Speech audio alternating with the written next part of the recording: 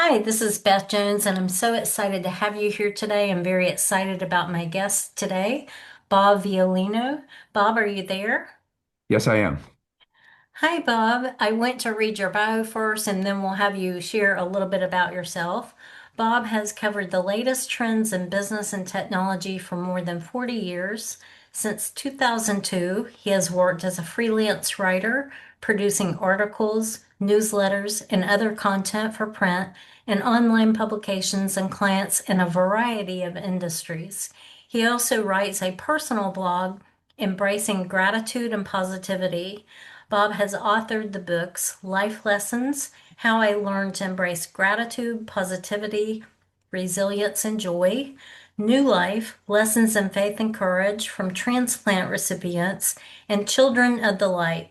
He lives in New York with his wife Renee and enjoys reading, blogging, travel, painting, and enjoying the wonders of nature. Bob, welcome. Thank you so much, Beth. I appreciate being a guest. Why don't you share a little bit about yourself? Sure. Well, you did a great job with the bio. I have been writing for for more than 40 years, covering mostly technology. And so the blog that I started and called Embracing Gratitude and Positivity was the first venture into a different kind of writing. And then that blog uh, led me to write the book, Life Lessons. And you wrote this amazing book, Life Lessons, and I've gotten over halfway through it. It's just amazing. So please share what led you and inspired you to write this book. Yeah, thank you for the kind words. So I've been thinking about writing this kind of a book for quite a while, but I think what finally pushed me into starting work on it, were some fairly recent health scares, serious health scares that hammered home the idea that the clock was ticking. I couldn't keep waiting around to do things that I wanted to do.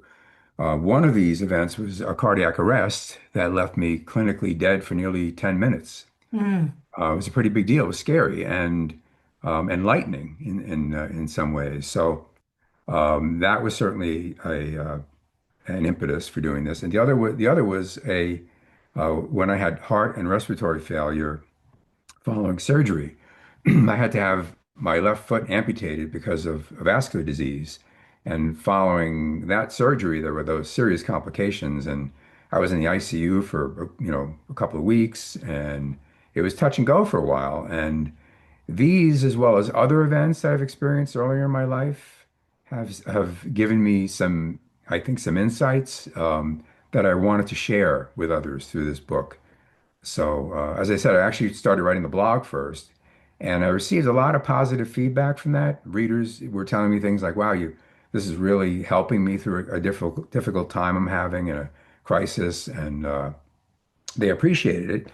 And so, I'm very grateful for that kind of feedback. And as far as the book goes, same thing. The early response I'm getting is very positive, and similar type of responses like this has really, given me some hope, or it's made me remember things that I'd forgotten about life and needed to remember again. So and act on, and it's very gratifying. It's been very gratifying to hear that.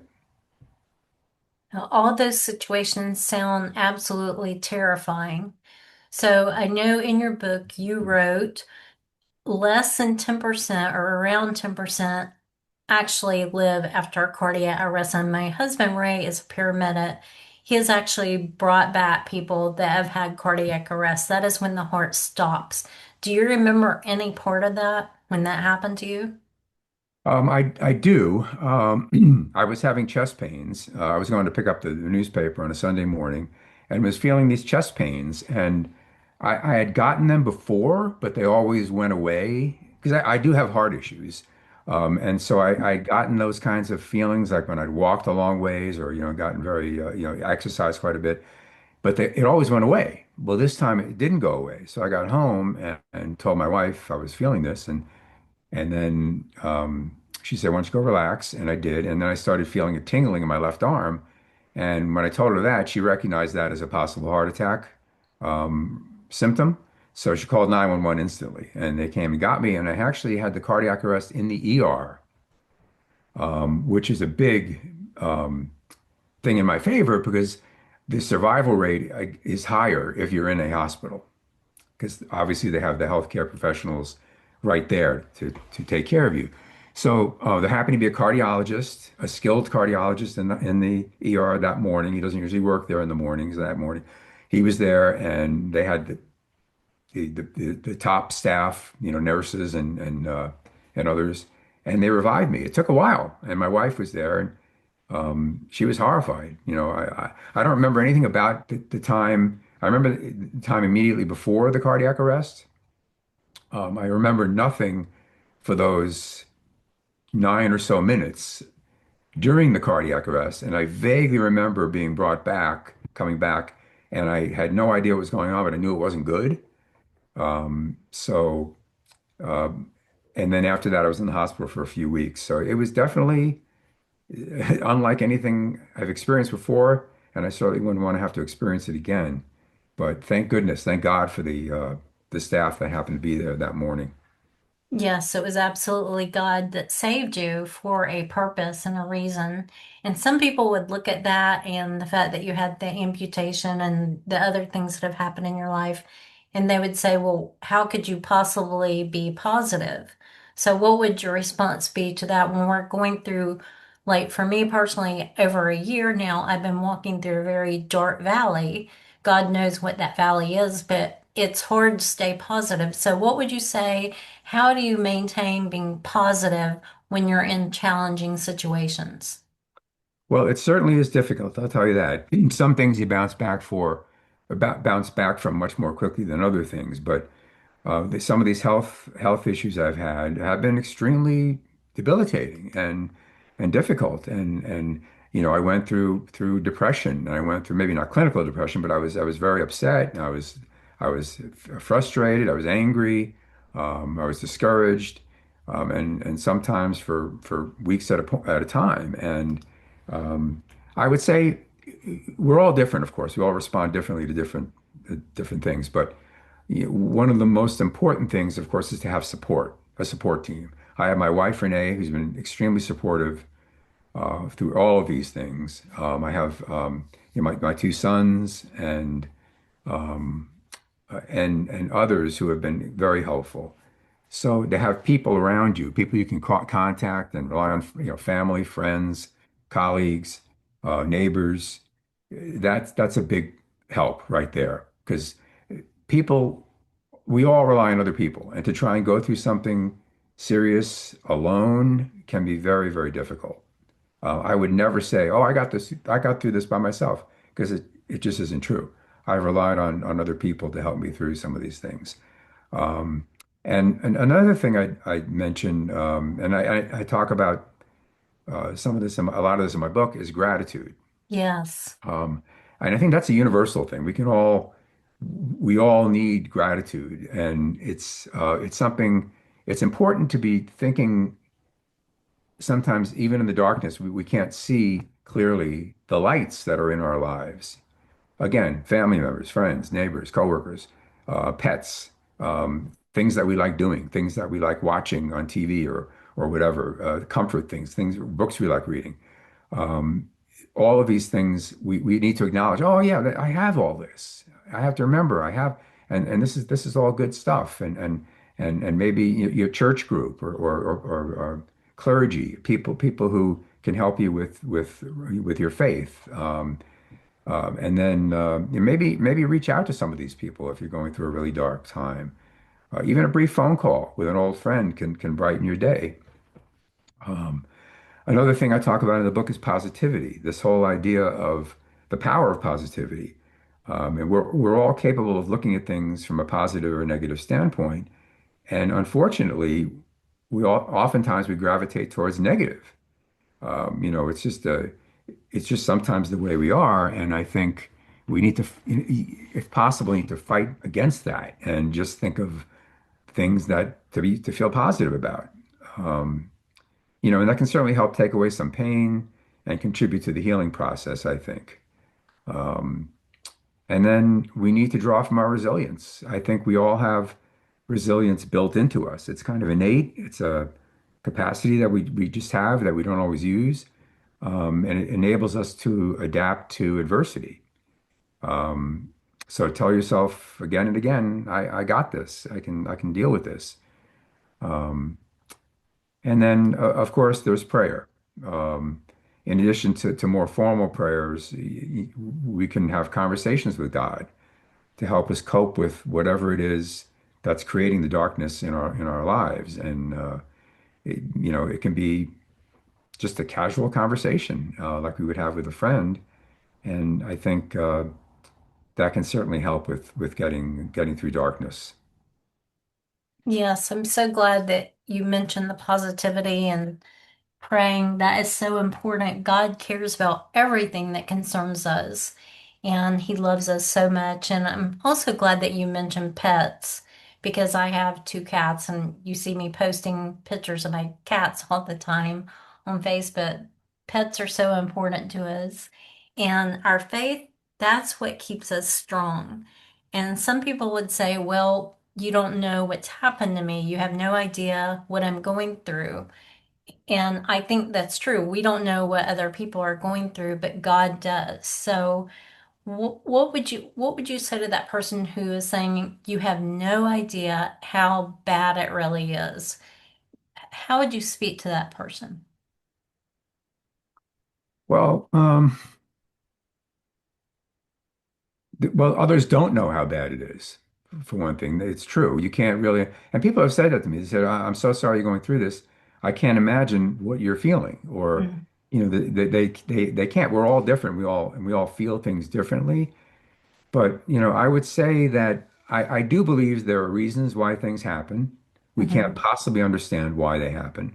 There are things that occur in the world that seem so unjust, so unfair, so unbelievable at times that, we question, how could this happen? How could God let this happen? Well, you can get on and on, oh, go on and on with arguments or discussions about this, theological discussions, philosophical discussions, and I don't think there's any right or wrong answer, but I would say, even if the person you're talking to doesn't understand what you're going through, let them help you in any way they can.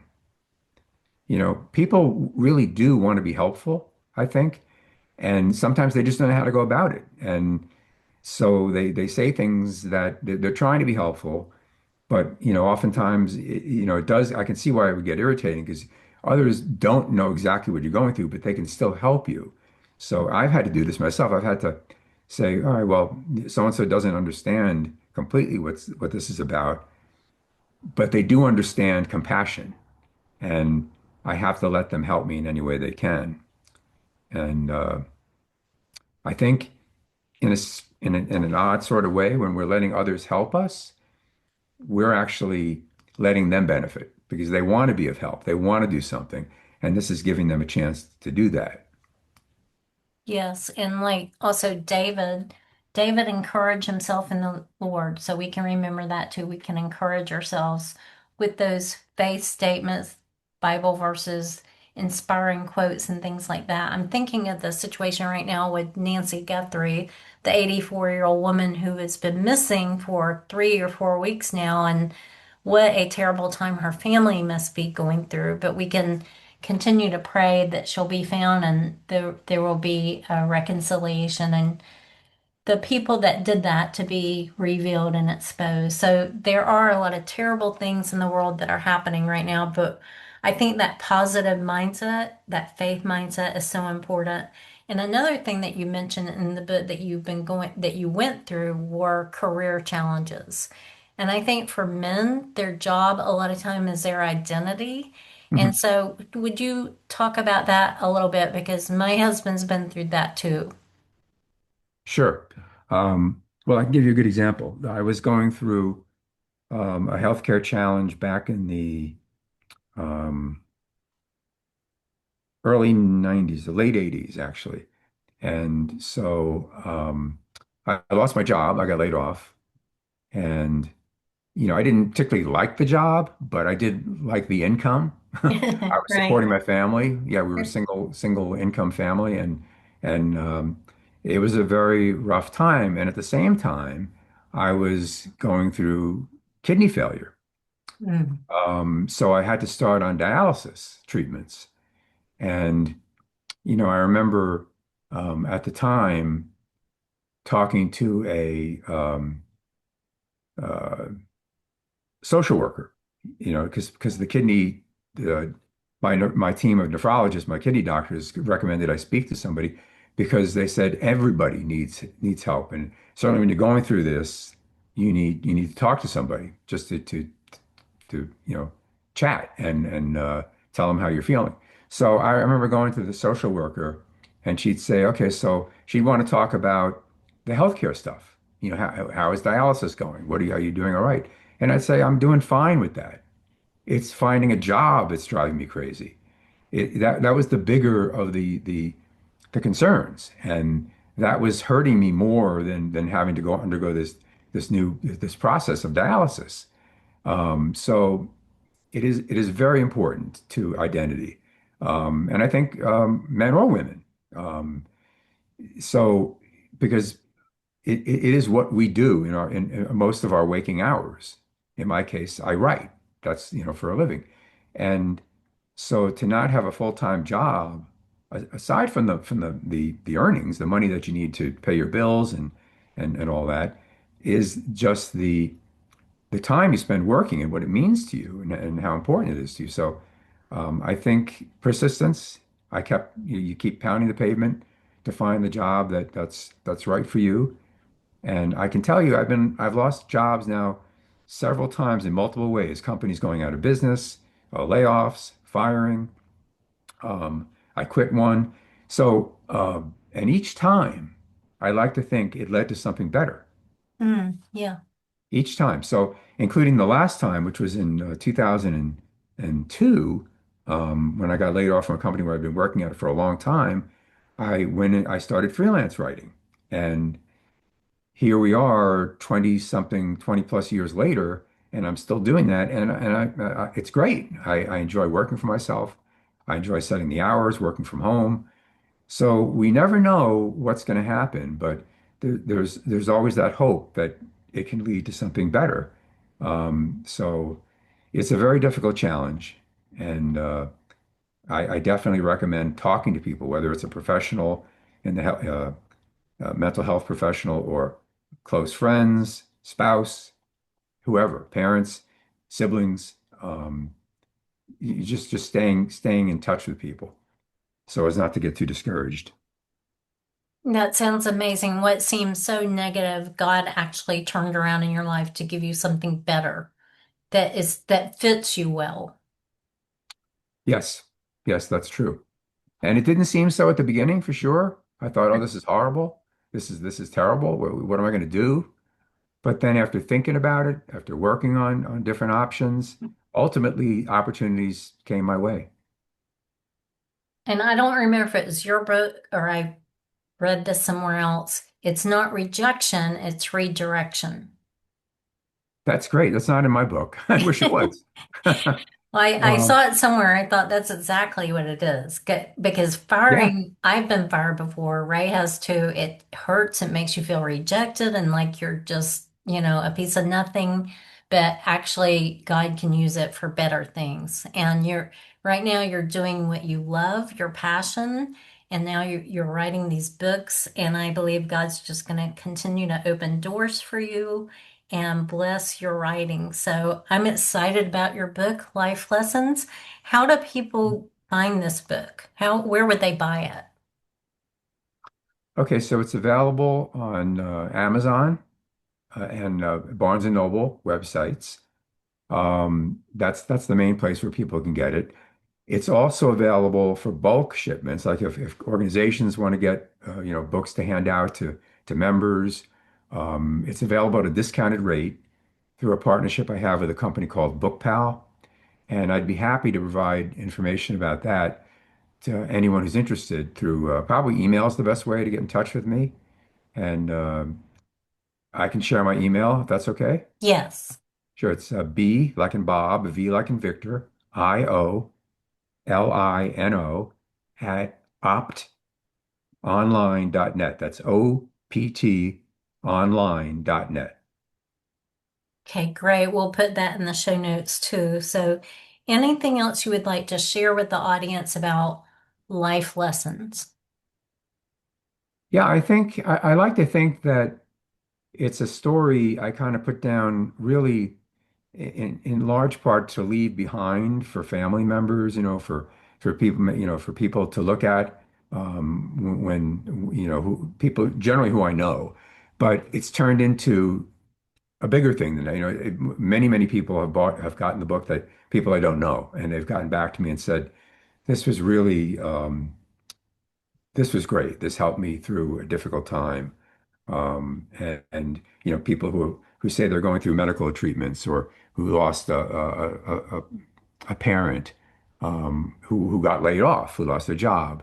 It's so nice to hear that my book, something I wrote, is having an impact on people. That's why I wrote it, and that's the best thing, the best kind of feedback to get, because it means I'm making even a tiny difference in somebody's life, and that means a lot to me. Yes, my sister, always, Maria, she always tells me something. It kind of irritates me when she says it, but it's true.